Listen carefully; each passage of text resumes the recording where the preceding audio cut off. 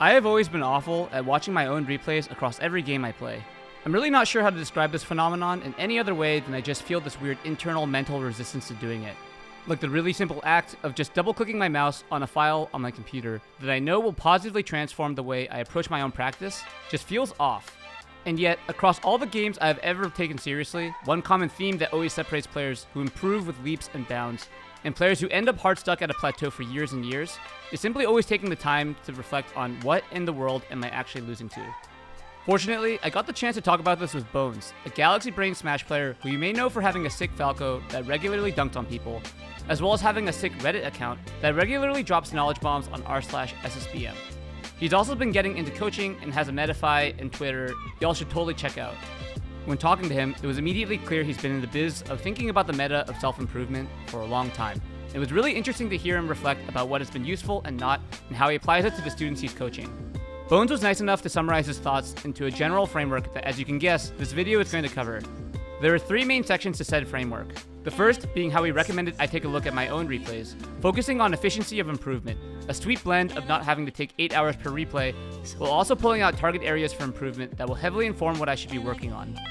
The second being 2 neat ways he takes advantage of the bajillions of pro sets that exist on YouTube, taking advantage of problem solving that really experienced players have already done instead of me reinventing the wheel. And the third being a more meta-analysis of the phenomenon I talked about earlier, a glimpse into why watching VODs is so damn uncomfortable, and how thinking about video analysis through Bones' framework helps immensely with making this process more tolerable and even fun. This will be an overview, although I will be peppering in sound bites from my sick chat with Bones, alongside my own reflections and attempts at applying this to my own play. Let's dive in. So the way that Bones phrased looking at my own replays was that instead of feeling compelled to write down a massive essay for each game I watch, to focus on condensing into what he calls target areas for improvement.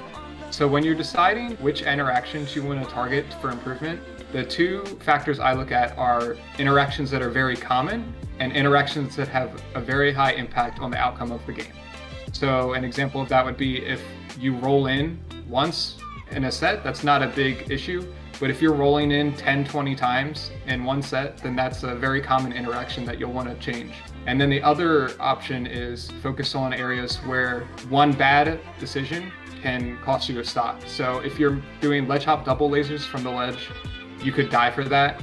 And that's such a high impact decision that even if you only do it once per set, you can't be throwing away stocks like that. I thought this was a great framing for avoiding getting trapped into writing down literally every tech flub that occurs in a match. I used this mentality to watch a replay I played against a really good Falco from my Discord named Eli, specifically with the focus of paying attention to what interactions netted the largest swings in advantage state, and what interactions I messed up the most. In thinking about the outcome of my decisions and trying to evaluate which ones were the highest impact, the most egregious example was this one time I knocked Eli off stage and followed him for an edge guard, only to miss a double jump shine and then have to recover without my double jump against a totally actionable Falco player. And sure, this only happened once in this game. I lived here and just ate a combo, but the single interaction could have netted a 2 stock swing. I not only missed an opportunity to secure a stock, I gave my opponent this crazy opportunity to mess me up in a huge way. And this really made me think, because I remember when I was doing that combo, I just started feeling confident because I was hitting my opponent, and I just decided to jump off stage at a moment's notice. Because YOLO, why not? Might as well heat check myself. I'm not trying to say this was an awful decision or anything, because honestly it looks like I'm misexecuted and could have gotten the shine. Or in retrospect, if I'm trying to do this, I've seen other Foxes cover similar spaces with a soft nair. But I realize now that I very often do this without any thought to the risk and reward. There were a couple other moments where I made the game unnecessarily complicated and ended up getting straight hit in a way that either netted a large combo or knocked me off stage. It was honestly very interesting looking at the game with the perspective of not just jotting down every tech skill oopsie, but actually categorizing my oopsies in a rough order of which oopsies cost me the most. Because maybe I just barely missed this waveland, but this is also the reason why I got knocked off stage. And maybe I was just trying to be cheeky and dash through my opponent, but I paid dearly for losing this exchange. I also made sure to rewatch the game thinking about common interactions, because there are a lot of things I mess up in my games, and I'm starting to understand that this is just par for the course for us not top players. But it was really helpful to actually try to determine what category of situation I most often mess up against the players I'm actually playing against, instead of treating every mistake as equally important. And I found that the most egregious example of places where I got outplayed was out of my full hop. I'm starting to realize that my anti-laser game plan is probably getting pretty predictable, as my opponents are getting comfortable when Falcos are traditionally supposed to be scared of my full hops. My drift is consistently just neutral, and so my takeaway from this is that I should be practicing and representing a wider range of anti-laser options. And the most consistent tech I dropped was actually hit confirming off of drill, which was my most frequent opener. I've been trying to learn to drill grab more, but here it was sort of gross how often my drill led to literally nothing. And so I ended up with a few core takeaway bullets from this game over the course of a VOD review session that honestly took me like 10 or 15 minutes. It took me longer to write and edit this part of the script than it did to actually do the VOD review, which I think is a massive win. It's nice having this overall prioritization because this gave me a few concrete things to work on over the course of my next few practice sessions. I went into Uncle Punch and messed around with drill grab against different characters and started doing some reflection about why I'm so quick to just jump off stage against my opponents, instead of doing something safer that won't necessarily net me dying during my punish game. The next part of our conversation was then on analyzing pro sets, which is something I've never really known how to do. I mean, I've watched and attempted to analyze a lot of gameplay footage over the course of my time playing Smash, but it was pretty cool to hear someone else's opinions on how to get concrete takeaways from better player footage. The first way Bones gets juice out of watching top players is to leverage their experience by essentially allowing them to indirectly answer questions for himself. Most of the top player VOD review I do right now is I find a problem in my gameplay and I go, I actually don't know what to do here. Let me see what Mango and Ginger do. And like, this also makes it very efficient because I'm not watching their entire VODs and then like hopefully stumbling onto something that will help me. I'm identifying an area where I need improvement and then I'm seeking out the answer to that in their VOD. So it's very targeted, very intentional. For my solo review, I was curious what would happen if I went into a couple sets and started jotting down how players better than me responded to laser pressure. What I ended up doing was picking two random Fox Falco sets, Mango vs Leffen at Genesis 4 and Mango vs KJH at Pound 2019. I decided to just jot down how the Fox players in question dealt with lasers. With this framing, I didn't really care if they misexecuted or was up or down in stocks or even in the set, because all I cared about was answering the question on my mind. I ended up noting down all sorts of timestamps and little scribbles corresponding to micro situations that happened surrounding lasers being shot, and also found some situations where it seemed Mango didn't want to shoot any lasers for an elongated period of time. My findings after a tolerable 15 minutes of note-taking were super eye-opening to me. I can't believe I didn't take time to do this before, because when I actually wrote down all the options the Fox did against laser, it was crazy how aggressive and interactively they were playing the matchup, whereas I almost exclusively do take laser dash back and take laser full hop. They did so many full drift forward full hops, which is something I pretty rarely do. KGH wave dash forward up tilted a few times when I would have run away or stayed in shield, and even more interestingly, they both represented dash short hop shine, which seemed to work really well. And this is an option that I've heard of through the grapevine, but I've literally never represented on purpose in my life. And this made me realize that I've always given Falco a dummy amount of respect in pretty much every interaction. And this explains why I've been given a consistent line of feedback that in this matchup, the Falcos I play against never seriously feel scared enough. These Foxes were really pressing forward, being relatively unafraid and forcing Mango to really think about how he wanted to approach, whereas I typically just corner myself and end up at a massive disadvantage. Who knows how long it'll take me to implement these new options, but at the very least, I have a lot to think about.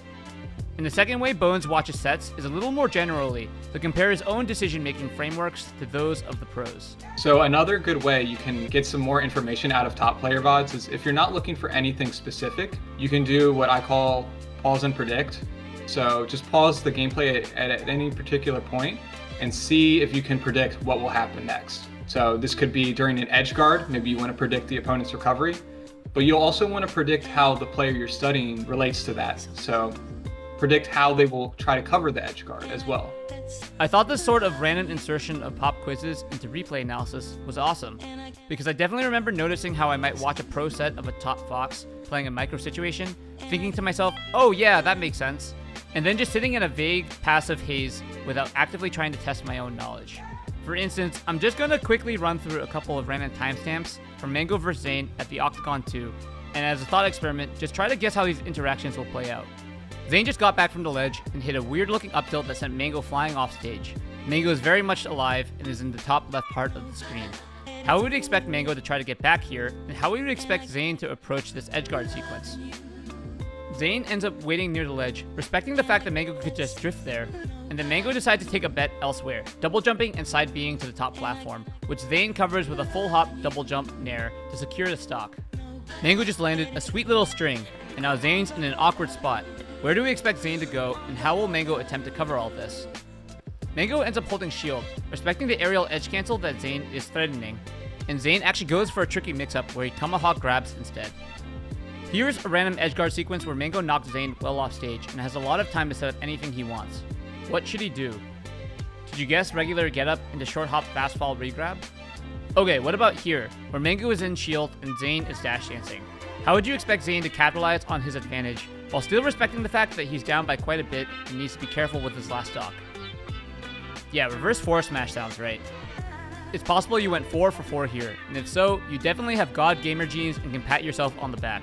But I want to highlight is how different it is to approach these games as if we were the players themselves, forcing ourselves to be in the driver's seat and doing the problem solving even imperfectly, as opposed to just passively sitting there and watching situations play out, and thinking to ourselves, oh, I could have thought of that, makes sense. This is why Bones recommends this sort of minigame for practice, because here we can actually playtest our decision making against the pros. For section 3, Bones dropped some knowledge bombs on why replay analysis is typically so painful for players like myself, and some thoughts on how that mentality could be improved. I find that players who have extremely high standards get down on themselves because they're reviewing the VOD and they're finding mistake after mistake. And instead of being motivated to fix those mistakes, they just get overwhelmed and can't really go on. And it also makes it very frustrating to review VODs in general.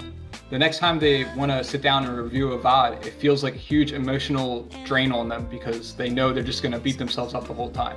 It's much better to pick out a few things you can improve on and come away from the VOD review happy about how you learned. I think this is honestly so apt because I feel as competitors it is really, really easy to get down on ourselves and compare ourselves to the only real base standard that seems legitimate, which is how top players would have played the exact same situation.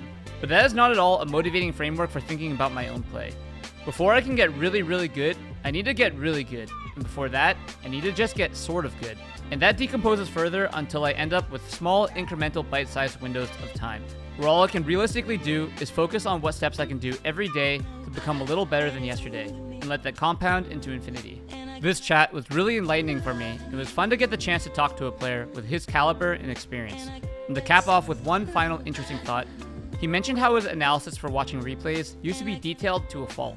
He sent over a few spreadsheets where he literally spent hours and hours watching a single pro set, noting down every neutral interaction, what move opener worked, and how much % they got off of it. And he talked about how while this definitely taught him some interesting insights he would not have gleaned otherwise, that competitors can often have an over-fixation on these epic moments of heroic improvement that honestly aren't sustainable. According to Bones, Zane tries to review a video a day, and he said that if he wants to catch up, he's going to need to review at least that much. And taking 8 hours on a spreadsheet is not going to cut it in the long run. And I love this framing, because people often think in terms of what optimal self-improvement looks like, but an optimal routine would have to be one that we stick to, learn from, and improve with at a manageable but confident pace. At the end of the day, we are all our own coaches and our own bosses for these endeavors that pay peanuts for the time we're putting in. And we need to decide if we're going to be the chill boss who is inspiring, but also accepting and understanding, or the hard ass who fixates on whether we punch in at 9 or 901. And in the words of Bones, you just have to sort of meet yourself where you are. Whatever you need to do. Whatever you feel like is too hard, plan on adding it later. Don't try to do the utmost the very first time, or even the 10th time. It's better to do the bare minimum 30 times in a row than try and do the utmost and you fucking crash and burn. Yeah. If you're interested in getting coached by Bones, a link to his Twitter, Twitch, and Medify will be in the description. For my chat with him, I definitely feel like this would be worth any serious competitor's time. Thanks for watching.